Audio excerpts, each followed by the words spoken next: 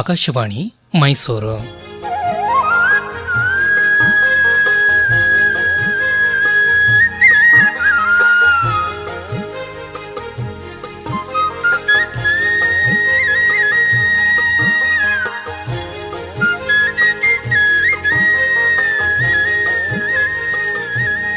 ಗಾದೆ ಗದ್ದುಗೆ ಗಾದೆ ಗದ್ದುಗೆ ಗಾದೆ ಗದ್ದುಗೆ ಗಾದೆ ಗದ್ದುಗೆ ಗಾದೆ ಗದ್ದುಗೆ.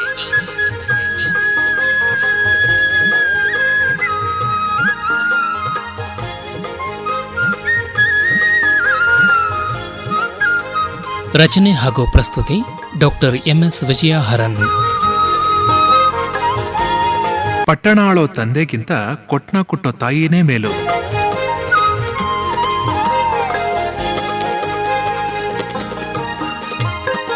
ಅಕ್ಕ ಅಕ್ಕ ಎಲ್ಲೂ ಹೋಗ್ಬಿಟ್ಟೆ ಅಕ್ಕ ಅಕ್ಕ ಅಕ್ಕ. ಅಬ್ಬಬ್ಬಬ್ಬಬ್ಬಬ್ಬಬ್ಬ, ಏನಾಯ್ತೋ ರಾಮು, ಹಾಕ್ ಹೋಗ್ತಿದೀಯಲ್ಲ. ನಾನು ಗೇಟ್ ಹತ್ತಿರದಿಂದ ಒಳಕ್ ಬರಕ್ಕಾದ್ರೂ ಸಮಯ ಬೇಡವಾ ಹೇಳು. ಬೆಳಗ್ಗೆನೆ ಗೇಟ್ ಹತ್ರ ಯಾಕೆ ಹೋಗಿದ್ದೆ ಅಕ್ಕ? ನಾನು ಕಾಂಪೌಂಡ್ನಲ್ಲೇ ವಾಕ್ ಮಾಡ್ತಾ ಇದ್ದೆ. ಆಗ ನಮ್ಮ ಎದುರು ಮನೆ ಆಂಟಿ ಇದಾರಲ್ಲ, ಅವ್ರು ಸಿಕ್ಕಿದ್ರು. ಅದು ಇದು ಅಂತ ಕಷ್ಟ ಸುಖ ಮಾತಾಡ್ತಿದ್ರು ಅಷ್ಟೆ. ಅಕ್ಕ ಪಾಪ ಆ ಆಂಟಿ 3 ಮಕ್ಕಳನ್ನ ಎಷ್ಟು ಕಷ್ಟಪಟ್ಟು ಸಾಕ್ತಿದಾರಲ್ವೇನಕ್ಕ. ದಿನ ಅವ್ರವ್ರ ಮನೆ ಕೆಲಸನೂ ಮಾಡ್ತಾರೆ. ಮಕ್ಕಳಿಗೋಸ್ಕರ ಅವ್ರನ್ನ ಚೆನ್ನಾಗಿ ಓದಿಸ್ಬೇಕು ಅಂತ ತುಂಬ ಕಷ್ಟಪಡ್ತಾರಲ್ವ ಅಕ್ಕ. ಆ ಮಕ್ಕಳಿಗೆ ತಂದೆ ಬೇರೆ ಇಲ್ವಲ್ಲ, ಎಲ್ಲ ಜವಾಬ್ದಾರಿನೂ ಇವರೇ ನಿಭಾಯಿಸ್ತಿದ್ದಾರೆ. ಅಷ್ಟಲ್ದೆ ಸುಮ್ಮನೆ ಗಾದೆ ಹುಟ್ಟುತ್ತೇನೋ, ಪಟ್ನ ಆಳೋ ತಂದೆಗಿಂತ ಕೊಟ್ನ ಕುಟ್ಟೋ ತಾಯಿ ಲೇಸು ಅಂತನ್ಬಿಟ್ಟು. ಏನಕ್ಕ ಏನಕ್ಕ ಏನಕ್ಕ ಅದು? ಪಟ್ನ ಆಳೋ ತಂದೆಗಿಂತ ಕೊಟ್ನ ಕುಟ್ಟೋ ತಾಯಿ ಮೇಲು ಅಂತ. ಪಟ್ನ ಆಳೋ ತಂದೆಗಿಂತ ಕೊಟ್ನ ಕುಟ್ಟೋ ತಾಯಿ ಮೇಲು ಅಂತ. ಏನಕ್ಕ ಇದ್ರ ಅಂತರಾರ್ಥ?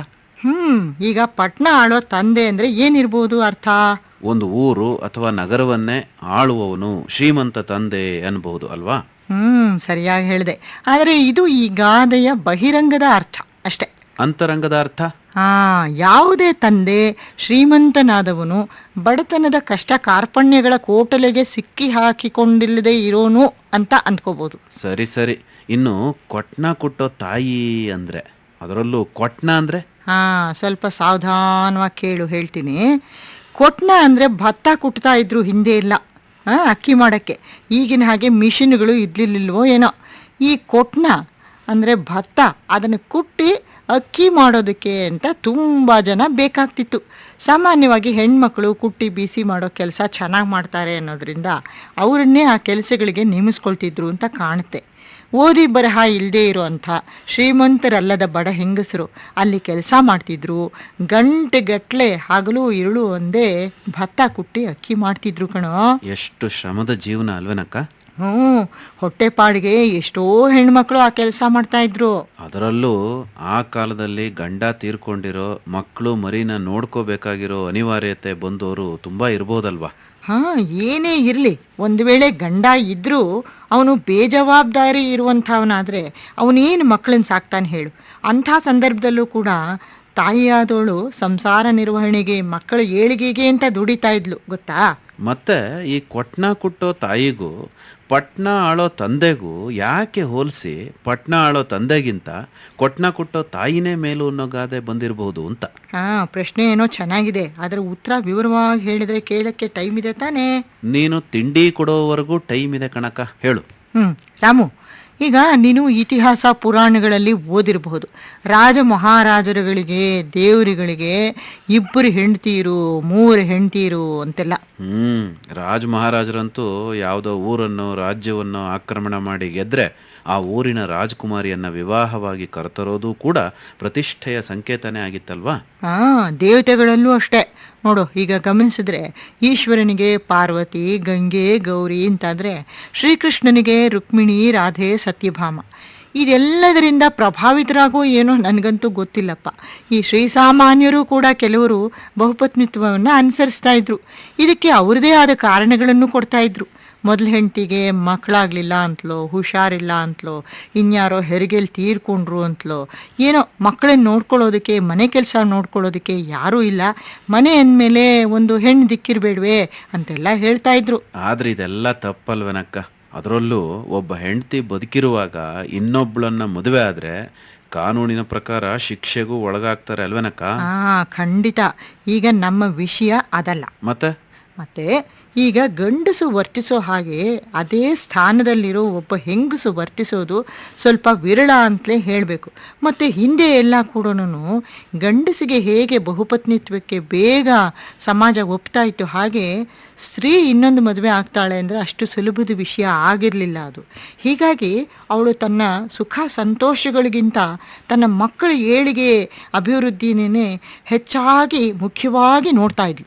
ಹಿಂದೆ ಇದ್ದಂತಹ ಪುರುಷ ಪ್ರಧಾನ ಸಮಾಜವನ್ನು ಗಮನಿಸಿದಾಗ ಮಕ್ಕಳ ಹಿತಕ್ಕಿಂತ ತನ್ನ ಹಿತ ಸುಖ ಸಂತೋಷಗಳೇ ಮುಖ್ಯ ಅಂತ ಭಾವಿಸ್ತಿದ್ದಂತಹ ಕೆಲವು ಗಂಡಸರ ವರ್ತನೆ ನೋಡಿ ಈ ಗಾದೆ ಹುಟ್ಕೊಂಡಿರ್ಬೋದು. ಪಟ್ನ ಆಳೋ ತಂದೆಗಿಂತ ಕೊಟ್ನ ಕುಟ್ಟೋ ತಾಯಿನೇ ಮೇಲು ಅನ್ನೋದು ಚಾಲ್ತಿಗೆ ಬಂದಿರಬೇಕಲ್ವೇನಕ್ಕ? ಮತ್ತೆ ಇನ್ನೊಂದು ಮುಖ್ಯವಾದ ಅಂಶ ನಾವು ಗಮನಿಸಬೇಕು ರಾಮು. ಏನೆಂದರೆ ಹೆಣ್ಣಿಗೆ ಮಾತೃ ಹೃದಯ ಅನ್ನೋದು ದೈವದತ್ತವಾಗಿ ಪ್ರಕೃತಿ ಸಹಜವಾಗಿಯೇ ಬಂದ್ಬಿಟ್ಟಿರಬಹುದು ಅಂತ ಕಾಣುತ್ತೆ. ಬಡವಳಾಗಲಿ ಶ್ರೀಮಂತಳಾಗಲಿ ಏನೇ ಇರಲಿ. ಹೌದಕ್ಕ, ಎದುರು ಮನೆ ಆಕೆನೆ ನೋಡು, ಪಾಪ ಎಷ್ಟು ಕಷ್ಟಪಟ್ಟು ತನ್ನ ಪ್ರೀತಿ ಮಮತೆ ಎಲ್ಲ ಧಾರೆ ಎರೆದು ಮಕ್ಕಳನ್ನು ಸಾಕ್ತಾ ಇದ್ದಾರೆ. ಅದಕ್ಕೆ ಕಣೋ ಶ್ರೇಷ್ಠ ದಾರ್ಶನಿಕ ಶಂಕರಾಚಾರ್ಯರು ಹೇಳಿರೋದು ಕುಪುತ್ರೋ ಜಾಯತೆ ಕುಮಾತಾ ನ ಭವತಿ ಅಂತ. ಅಂದರೆ ಈ ಪ್ರಪಂಚದಲ್ಲಿ ಕೆಟ್ಟ ಮಕ್ಕಳು ಹುಟ್ಟಬಹುದಂತೆ, ಆದ್ರೆ ಕೆಟ್ಟ ತಾಯಿ ಇರೋದಿಲ್ವಂತೆ. ಗೊತ್ತಾಯ್ತಾ ಅರ್ಥ? ಮತ್ತೆ ನೀನ್ ಕೇಳಿರ್ಬಹುದು ಸುಭಾಷಿತ, ಮಾತೃದೇವೋ ಭವ ಪಿತೃದೇವೋ ಭವ ಆಚಾರ್ಯ ದೇವೋ ಭವ ಅತಿಥಿ ದೇವೋ ಭವ ಅಂತ ಅಲ್ವಾ? ಹೌದಕ್ಕ, ತಾಯಿ ಮಕ್ಕಳು ಏನೇ ತಪ್ಪು ಮಾಡಲಿ ಎಷ್ಟೋ ಸಲ ಬುದ್ಧಿ ಹೇಳ್ತಾಳೆ, ಕ್ಷಮಿಸ್ತಾಳೆ. ಅದೇ ತಾಯಿ ಏನಾದರೂ ಸಣ್ಣ ತಪ್ಪು ಮಾಡಿದ್ರು ಅದನ್ನೇ ದೊಡ್ಡದಾಗಿ ಸಾಧನೆ ಮಾಡೋ ಮಕ್ಕಳನ್ನು ಎಷ್ಟೋ ಜನರನ್ನ ನಾನು ನೋಡಿದ್ದೀನಕ್ಕ. ಇದೆಲ್ಲ ಸಮಾಜದಲ್ಲಿ ಕಾಣ್ತಿರೋ ಸಂಗತಿಗಳಾದರೂ ಒಂದೇ ಒಂದು ಡೌಟ್ ಅಕ್ಕ. ಏನಪ್ಪ ಅದು ಡೌಟು? ಈ ಕಾಲದಲ್ಲಿ ಪಟ್ನ ಆಳೋ ತಂದೆಗಿಂತ ಕೊಟ್ನ ಕುಟ್ಟೋ ತಾಯಿನೇ ಮೇಲು ಅನ್ನೋ ಗಾದೆ ಎಷ್ಟು ಸರಿ ಅಂತ. ಅದೇನೋ ಸರಿ ರಾಮು, ಯಾಕೆಂದರೆ ಇದರಲ್ಲಿ ಸತ್ಯಾಂಶ ಇದ್ದರೂ ಮಾತೃ ಹೃದಯ ಎಲ್ಲಕ್ಕಿಂತ ಮಿಗಿಲಾದದ್ದು. ಅದು ತನ್ನ ಪ್ರೀತಿ ಅನ್ನೋ ಮಹಾ ಅಸ್ತ್ರದಿಂದ ಎಲ್ಲವನ್ನೂ ನಿಯಂತ್ರಿಸುತ್ತೆ, ಸಾಧಿಸುತ್ತೆ ಅನ್ನೋದು ನಿಜ. ಆದರೂ ತಾಯಿಗೆ ಸರಿಸಮನಾಗಿ ಜವಾಬ್ದಾರಿಗಳನ್ನು ನಿಭಾಯಿಸುವತ್ತ ಮಕ್ಕಳ ಶ್ರೇಯೋಭಿವೃದ್ಧಿಗೆ ಶ್ರಮಿಸೋದಕ್ಕೆ ಅಂತ ಅನೇಕ ತ್ಯಾಗಗಳನ್ನು ಮಾಡಿದ ತಂದೆಯರ ಉದಾಹರಣೆಗಳು ಇದೆ ಕಣೋ. ಆದ್ರೂ ಸಂಖ್ಯೆ ಕಡಿಮೆ ಇರಬಹುದು ಅಲ್ವೇನಕ್ಕ? ಇರ್ಬೋದು. ಈಗ ಪಟ್ನ ಆಳೋದು ತಂದೆ ಮಾತ್ರ ಅಲ್ಲ, ತಾಯಿನೂ ಆಳ್ತಾಳೆ ಅನ್ನೋ ವಿಷಯನೂ ಜ್ಞಾಪಕದಲ್ಲಿರ್ಲಿ ಅಕ್ಕ. ಕೊಟ್ನ ಕುಟ್ಟೋದು ತಾಯಿ ಮಾತ್ರ ಅಲ್ಲ, ತಂದೆನೂ. ತಂದೆ ತಾಯಿ ಜವಾಬ್ದಾರಿ ಸಮಾನಮುಖಿಯಾಗಿ ಸಮಾಜಮುಖಿಯಾಗಿ ಹೋಗ್ಬೇಕು ಕಣೋ, ಆಗ್ಲೇ. ಅಕ್ಕ ಟೈಮು ಆಗೋಯ್ತು. ಈಗ ಮನೆ ಆಳೋ ಈ ಅಕ್ಕನಿಗಿಂತ ತಿಂಡಿ ಕೊಡಿಸೋ ಭಾವನೆ ಮೇಲು. ನಡಿ ಹೋಟ್ಲಿಗೆ ಹೋಗೋಣ. ಬಾವಾ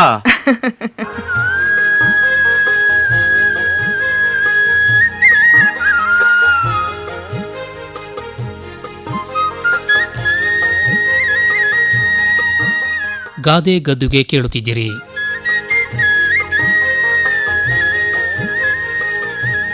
ರಚನೆ ಹಾಗೂ ಪ್ರಸ್ತುತಿ ಡಾಕ್ಟರ್ MS ವಿಜಯ ಹರನ್.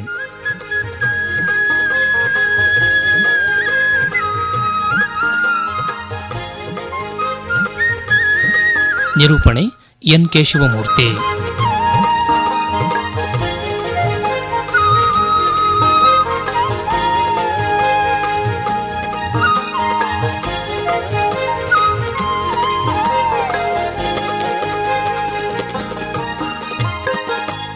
ಈ ಕಾರ್ಯಕ್ರಮ ಆಕಾಶವಾಣಿ ಮೈಸೂರು ಕೇಂದ್ರದಿಂದ ಮೂಡಿಬಂತು.